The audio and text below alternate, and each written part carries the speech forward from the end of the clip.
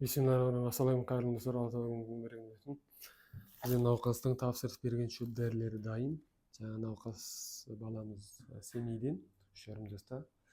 Бірінші типті сахарлы диабет, яғни қант несіп ауруына шалдыққан. Енді осымен қазір 1 айдан бір шөп дәрі ішіп жатыр. Қазір жаңа жағдай тұрақты жақсарып келеді деп айтуға болады, Құдай қаласа. Енді осы таза табиғи шөп дәрілер рецепттің құрамында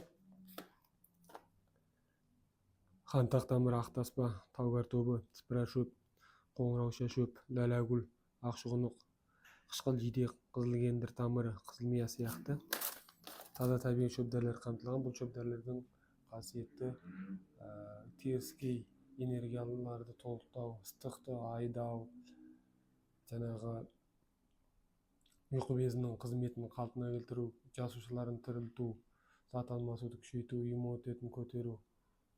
Сол арқылы сол жаңағы бірінші типтегі қант несіп ауруын емдеуге көмектеседі, Құдай қаласа. Алла тағала барша емделіп жатқан науқастарымызға толық шипасын берсін. Ауырмаңыздар.